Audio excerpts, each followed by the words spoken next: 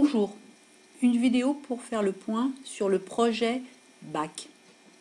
Déjà sur le site, vous trouverez tous les documents dont je vais vous parler dans la rubrique projet BAC. On va redéfinir ce qu'est ce projet et ce qu'on attend du projet. Pour cela, vous trouverez ici donc un ensemble d'informations vous expliquant quoi consiste ce projet. En fait, ce projet, l'idée, c'est que vous trouviez une entreprise et que par groupe, vous puissiez apporter une solution pour faire évoluer son système d'information. Donc l'entreprise doit être réelle, le projet peut être réel ou fictif. Donc ce projet, il serait bien de le formuler en question, en termes d'évolution du système d'information. Il faudra donc, une fois que les groupes ont été constitués, c'était l'étape 2, définir un espace de travail collaboratif pour pouvoir utiliser donc cette plateforme afin d'échanger les différents documents du projet. Donc ce projet, dans le principe, doit porter sur le programme de première et terminale du cours de système d'information, du cours de gestion de première. Alors, l'idée, c'est vraiment que pour répondre à un souci de faire évoluer ce système d'information, vous apportiez une réponse. On attend plus une réponse à une problématique qu'une solution technique. D'accord, c'est-à-dire que effectivement, si vous mettiez en place un PGI, ça pourrait être un petit peu délicat. On attend plus que vous proposiez éventuellement un PGI que de le mettre en place d'une façon effective et efficace, parce que vous n'êtes pas encore des techniciens en informatique. Donc ici dans les consignes, on dit que tous les documents doivent être numérisés, forcément déposés sur la plateforme. Je vous conseille de bien organiser cette plateforme. Chacun donc chaque membre du groupe doit bien identifier le travail qu'il a fait, parce que ça va être important pour le rendre compte donc au jury qui va venir vous évaluer. Par contre, dans le groupe, chacun doit connaître aussi le travail de ses camarades. Donc on envisage de terminer ce projet, on va le dire, donc aux vacances d'avril. Donc on est plutôt début avril que fin avril. À l'oral, vous allez présenter ce projet en une dizaine de minutes. Vous montrerez donc les documents que vous avez utilisés, comment vous avez donc géré le projet, comment vous avez trouvé ce projet, comment vous avez trouvé l'entreprise, quel a été votre rôle. Tout sera synthétisé dans une fiche BAC, je vais vous montrer où la trouver. Et donc, il y a deux grilles de notation. L'une, l'annexe 1 pour moi, qui va vous mettre, donc, ou votre professeur remplaçant, qui va vous mettre des points sur 12. Et l'annexe 2, donc, qui, là, sera pour le jury, qui va vous mettre, des points sur 8 au total. Donc, possibilité de prendre d'excellentes notes. J'ai eu des élèves qui ont eu 18, 19, 20, voilà. Et puis, c'est rare qu'il y ait des mauvaises notes, à condition de bien participer au projet. Alors, des idées de projet, bon, on peut vous en proposer. Alors, c'est vrai que dans le cadre de la communication de l'entreprise que vous aurez ciblée, ça peut être la présence sur les réseaux sociaux, ça peut être un site web que vous faites évoluer, ça peut être un site web, donc une création de site web. Ça peut être dans le cadre d'une communication interne, la mise en place de la même façon des réseaux sociaux, c'est une entreprise, d'un réseau social d'entreprise, d'information. Donc voilà tout ce que l'on peut proposer en termes de communication interne. Et après aussi, on peut envisager des solutions plus ou moins techniques. On pourrait envisager un nouveau PG pour l'entreprise, d'installer un logiciel, sécuriser des échanges, sous-traiter un service. Voilà. Alors je ne vous cache pas que la plupart du temps, il s'agit soit de mettre en place un site web, soit de faire évoluer un site web. Voilà, pour la plupart du temps. Donc on va aller regarder le planning de ce projet. Donc planning que vous trouverez ici dans le projet BAC Planning. Il est là. Donc si on regarde ce planning, ah mince, j'avais dû pourtant le télécharger. On va essayer de le retrouver. Je crois qu'il est là, voilà. Il est là. Donc, ce planning, déjà, donc, dans une gestion de projet, on le sait, on l'a vu ça dans le chapitre de votre livre lorsqu'on a abordé la gestion de projet, qu'un projet est toujours découpé en étapes, c'est plus facile à gérer, on peut se répartir le travail, ça permet de dire à quelle date on aura terminé ce projet. Donc on voit bien ici que l'échéance, hein, c'est le 7 avril, non pas la fin avril, parce que ça doit être la date des vacances d'avril en fait.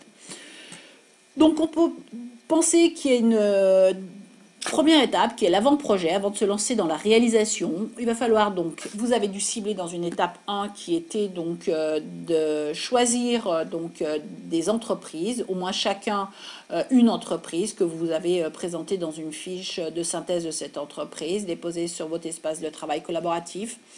Ensuite, je vous avais demandé donc de compléter un document qui était une étude de faisabilité. C'était pas obligatoire, mais ça vous permettait de cibler donc les entreprises avec les projets. Donc, dans une entreprise, il pouvait y avoir plusieurs projets. L'idée de cette étape, c'est de retenir donc une entreprise parmi celles que vous aviez envisagées. Et il faut que ça soit argumenté ce choix. C'est pour ça que je vous proposais donc d'utiliser ce document ici que vous trouvez à l'étape 2, qui en fait a cette structure là, qui vous permet de placer l'entreprise, éventuellement un projet par entreprise ou plusieurs projets par entreprise, et de mettre des notes selon les critères. Et au final, chaque projet aurait une note, et on peut penser que vous retiendriez ici le projet 2 de l'entreprise Y, parce qu'il a la meilleure note, et que donc ça vous fédère tous.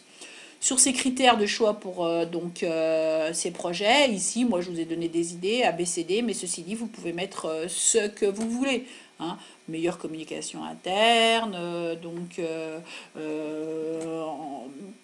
économie d'achat, c'est innovant avec une page sur des réseaux sociaux type Facebook ou Twitter. Voilà, donc différents critères peuvent être retenus. À l'issue de cette étape 2, qui devait être terminée à la date il est où mon schéma? Il est là. À la date du 15-12, vous avez dû arrêter une entreprise. Alors, une fois que l'entreprise a été arrêtée, là, sur cette période, donc, qui englobe les vacances, donc ce serait bien que vous puissiez continuer à y travailler pendant ces vacances, et puis donc jusqu'au 12 janvier, à cette étape-là, on va donc définir plus précisément le projet, et on va voir donc en quoi consiste cette étape. On va revenir ici, je pense qu'on est là sur l'étape 3. Donc sur cette étape qui vous a permis donc de valider le projet.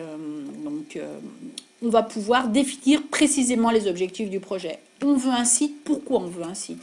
Quelle est la cible de ce site? C'est une clientèle, ou bien des collaborateurs, ou bien des élèves pour consulter les livres de la bibliothèque. Donc définir les objectifs du projet, qui est la cible de ce projet. C'est important ceci parce que dans l'évaluation de votre projet, il faudra définir si votre projet pour vous semble une réussite, et en fait il faudra voir si votre projet répond aux objectifs. Et donc à cette étape, ce que vous devez faire, vous devez définir ce que l'on appelle un cahier des charges. Donc, qu'est-ce qu'un cahier des charges? On en a déjà un petit peu parlé de ceci en cours. C'est l'ensemble des contraintes et des besoins de l'entreprise qui a le projet, de façon à ce que la maîtrise d'œuvre, c'est-à-dire l'entreprise ou les personnes qui vont répondre au projet, eh bien, soient cadrées dans leur réponse aux besoins, et à la fin on va pouvoir dire oui, ça correspond bien au cahier des charges, donc c'est ce que l'on attend, et l'entreprise ou l'association ou l'organisation peut être contente de ce que l'on a fait parce que ça répond au cahier des charges. Donc un cahier des charges en informatique ou d'évolution de système d'information, vous en avez jamais vu, je pense. Donc vous en trouvez des modèles sur internet qui sont donc je veux dire, à simplifier parce qu'ils peuvent être un petit peu complexes. Mais voilà, c'est intéressant que vous preniez donc un modèle, que vous l'utilisiez. Éventuellement, vous pouvez me demander de ce que je pense de ce modèle et je vous répondrai. Et il faudra donc le compléter pour produire un cahier des charges. La date de production de ce cahier des charges est au 12 janvier. En fait, pour que vous récupériez les points systématiquement de l'épreuve, je vous rappelle, c'est qu'à chaque étape, j'attribue des points. Donc jusqu'alors, il y en a quand même peu qui répondent dans les critères des délais et qui peuvent prendre tous les points. Donc là, on est sur le 12 janvier, un cahier des charges qui définit donc ce que sera notre futur projet. Voilà. Ensuite, donc à partir de cette date-là, on passera à la réalisation elle-même. Donc je vous rappelle que ce travail peut se faire donc sur le temps lycée, mais là, tant qu'au niveau des remplacements, c'est pas encore bien calé, vous avez des disponibilités, il faut vous voir en dehors, ou soit au lycée, au foyer, soit en dehors du lycée, et il faut avancer. On regardera donc sur une prochaine vidéo ce qui est l'étape d'analyse et conception. Voilà. Autre chose que je voulais vous montrer, c'est le principe de l'évaluation de ce projet ici. Donc j'ai placé ici 3 annexes. La première, ce sera la fiche de synthèse, on en parlera plus tard, qu'il faudra compléter pour remettre au jury qui viendra vous évaluer donc début juin. Et puis ici 2 autres annexes qui sont donc l'annexe ici qui correspond à la fiche d'évaluation qui me permettra de vous attribuer 12 points. Et ici une annexe 3, c'est la fiche du jury. Donc vous pouvez aller la consulter, on la regardera à nouveau ensemble de façon à voir sur quels critères vous allez être évalué. Je vous rappelle que c'est le critère d'évaluation majeur. En ce qui me concerne, donc ces 12 points, ça va être que vous ayez fait les choses sérieusement, avec le plus grand intérêt, dans les délais, en essayant de vous impliquer au maximum. Et le collègue qui va venir pour les 8 points, c'est qu'il comprenne bien quelle a été votre participation au projet, la motivation que vous avez pu avoir à réaliser ce projet, l'investissement qui peut ressentir que vous avez eu pour mettre au mieux ce projet. Et en aucun cas, la technique que vous avez pu utiliser ou autre, c'est vraiment un travail d'évaluation, de rendre compte du travail. Voilà, on aura l'occasion d'en reparler. Je vous remercie.